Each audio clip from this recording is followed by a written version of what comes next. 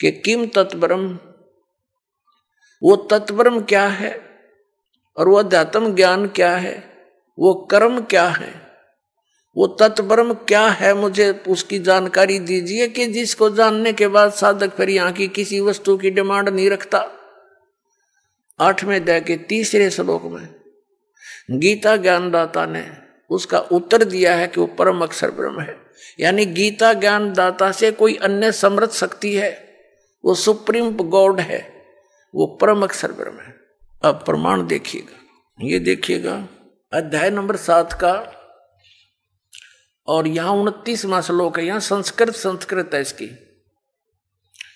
जरा मरण मोक्षाय, जरा माने बुढ़ापा वृद्धावस्था, मरण मृत्यु, मोक्षाय माने मोक्ष के अर्थ, मोक्ष के लिए, उस जरा और मरण से छुटकारे के लिए माम आश्रित है, मेरे इस ज्ञान का आश्रय करके के तत्वदर्शी संत की खोज कर ले, वो बतावेंगे। उसका आश्रय करके यतनती, ये जो प्रयत्न करते हैं, जरा मेरे उस ज्ञान का को आधार बनाकर तत्वदर्शी संत की खोज करके जो प्रयत्न करते हैं, किस लिए, जरा और मरण से छूटने का, ते ब्रह्म तत्विदु कृष्णम अध्यात्म कर्म च अखिलम। इसका अनुवाद देखिए। गीता ज्ञानदाता कहता, जो मेरे शरण हो गए, जरा माने वृद्धावस्था, मरण से यानी मृत्यु से छूटने के लिए प्रयत्न करते हैं, यत्न करते हैं, वे पुरुष तत् ब्रह्म, तत् उस ब्रह्म, ब्रह्म को, तत् ब्रह्म को, संपूर्ण अध्यात्म को तथा संपूर्ण कर्मों को जानते हैं। अध्याय नंबर 7 के 30 में इतना कहा है कि जो मुझे जानते हैं इस सब रूप में, तो वो मुझे ही जानते हैं, आगे नहीं जानते वो। अब इसके साथ ही ये है 8वें अष्टमो अध्याय, इसके प्रथम मंत्र में अर्जुन ने पूछा किम तत्ब्रह्म, अर्जुन वाच किम तत्ब्रह्म, आपने जिस इस तत् ब्रह्म, उस ब्रह्म को, संपूर्ण अध्यात्म को, संपूर्ण कर्मों को जानते। तो यहां पूछा है 8वें अध्याय का प्रथम मंत्र में, किम तत्ब्रह्म और कीमत अध्यात्म और किम पुरुष, किम कर्म पुरुषोत्तम अधिभूत च किम प्रोक्तम अधिदेवम किम उच्यते। वह ब्रह्म क्या है, ये पुरुषोत्तम वह ब्रह्म क्या है। तो गीता ज्ञानदाता ने अब इसी गीता अध्याय नंबर 8 के और श्लोक नंबर 3 में कहा है, वह परम अक्षर ब्रह्म है। वह परम अक्षर ब्रह्म है जो गीता ज्ञानदाता से अन्य और समर्थ है। अब हम समझेंगे गीता अध्याय नंबर 15 के श्लोक नंबर 16 और 17 को बहुत आसानी से समझ में आएंगे। सरपुरुष, ये ज्योति निरंजन है, गीता ज्ञानदाता श्री कृष्ण में प्रवेश करके बोलता है। और अक्षर पुरुष है ये 7 शंख ब्रह्मांड का स्वामी, जो संसार रूपी वृक्ष का तना जानो। और मूल जो है वो परम अक्षर ब्रह्म है। अब देखिएगा गीता अध्याय नंबर 15 का श्लोक नंबर 16 और 17, ये देखिएगा। इसके नीचे से पढ़ा 16वां यहां श्लोक है, द्विवौ इमौ पुरुषौ लोके सरह च अक्षर है एव च। इस लोक में दिवौ माने 2, पुरुषों माने परमात्मा, वेल नोन है। कौन, सरपुरुष कहो अक्षर पुरुष को। इस पुरुष को हम यहां 2 जगह लगा सकते हैं, सरपुरुष और अक्षर पुरुष।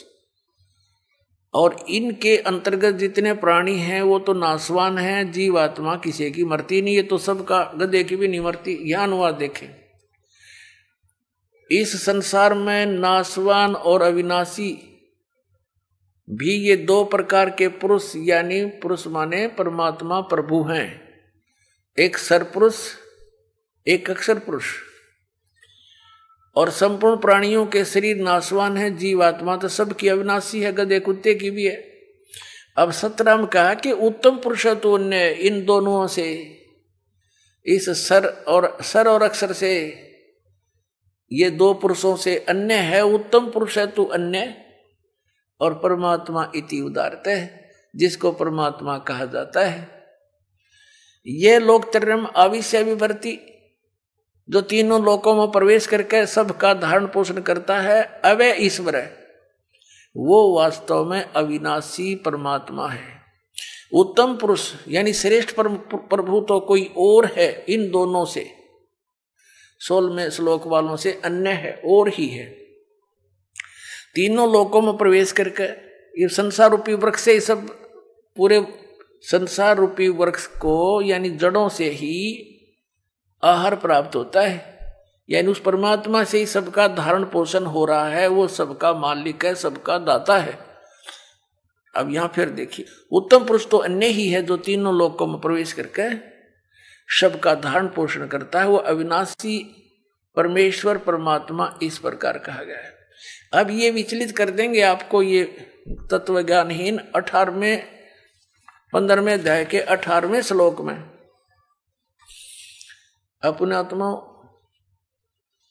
ये तत्व ज्ञान है, और ये तत्व ज्ञानहीन प्राणी आपको यहां अड़ा देंगे कि गीता ज्ञान दाता ने 15वें अध्याय के 18वें श्लोक में बताया कि वो उत्तम पुरुष मैं ही हूं। नहीं, यहां तो इसने ये कहा कि मेरे अंतर्गत जितने प्राणी हैं उनसे मैं उत्तम हूं, इसलिए लोक वेद के आधार से यानी दंत कथाओं के आधार से मैं पुरुषोत्तम प्रसिद्ध हूं। लेकिन उसने स्पष्ट कर दिया है 15वें अध्याय के 17वें श्लोक में कि वो तो कोई और है, उसको तो तत्वदर्शी संत बताएंगे। बस इतनी सी बात है। ये देखो, इसका यह अनुवाद है गीता अध्याय नंबर 15 का और श्लोक नंबर 18। क्योंकि मैं, इसका अर्थ है यस्मात् सर अतीत है अहम अक्षरात् अपि च उत्तम उत्तम, अतः अस्मि लोके वेदे। लोके वेदे माने लोक वेद में दंत कथाओं के आधार में मैं पुरुषोत्तम प्रथित माने प्रसिद्ध हूं, क्योंकि मैं नाशवान जड़ वर्ग क्षेत्र से तो सर्वथा अतीत हूं और अविनाशी जीव आत्मा से भी उत्तम हूं, इसलिए लोक और वेद में पुरुषोत्तम नाम से प्रसिद्ध हूं।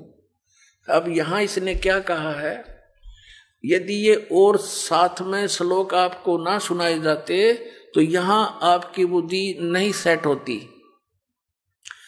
ये कहता कि मेरे अंतर्गत जितने भी प्राणी आते हैं, क्योंकि यह केवल 21 ब्रह्मांड का स्वामी है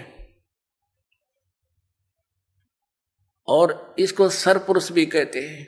तो ये कहता है मेरे अंतर्गत जितने प्राणी हैं वो चाहे तो नाशवान जड़ वर्ग है और चाहे अविनाशी जीवात्माएं हैं, उनसे मैं उत्तम हूं, श्रेष्ठ हूं। इसलिए इस दंत कथा के आधार से, लोक वेद के आधार से मैं पुरुषोत्तम प्रसिद्ध हो रहा हूं। वास्तव में पुरुषोत्तम तो उसने बता दिया कोई और ही है।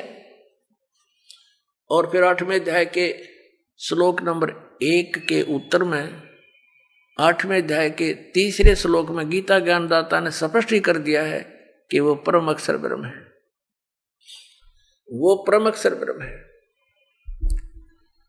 अपने आत्माओं श्रीमद् भगवद गीता अध्याय नंबर 8 के श्लोक नंबर 5 और 7 में गीता ज्ञानदाता अपने विषय में कहता है कि अर्जुन तू सब भाव में, सब समय में मेरा स्मरण कर, मुझ में भाव वाला बन और युद्ध भी कर, मुझे ही प्राप्त होगा।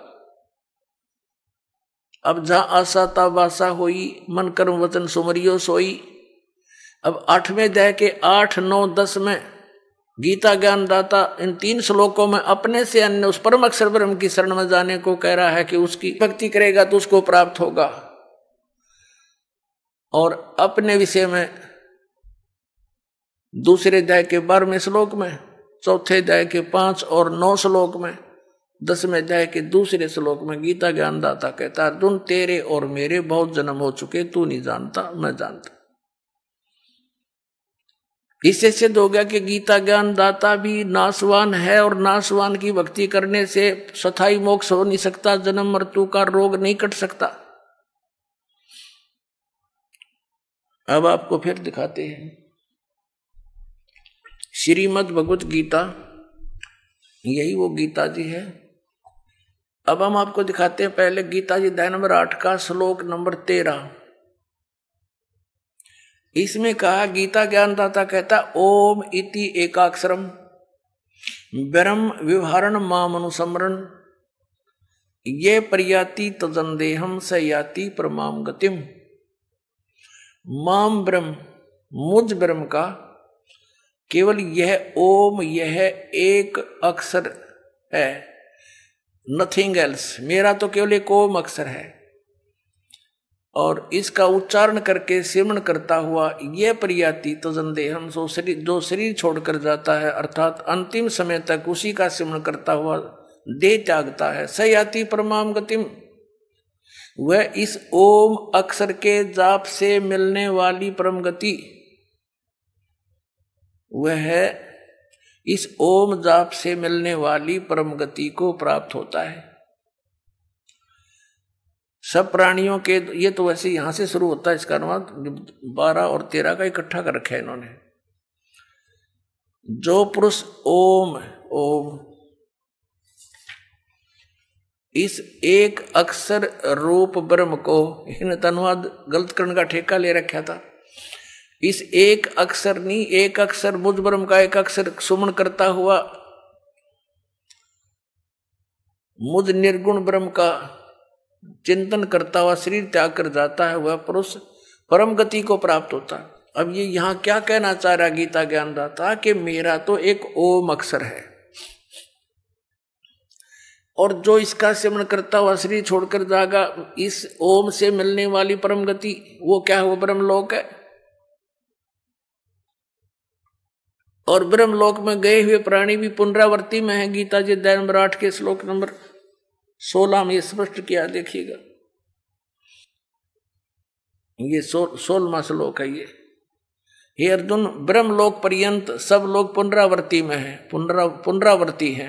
अब इस सटार को इन्होंने यहां देकर कंसेप्ट क्लियर किया है, अर्थात जिनको प्राप्त होकर पीछे संसार में आना पड़े ऐसे, इसलिए पुनरावृत्ति कहा है।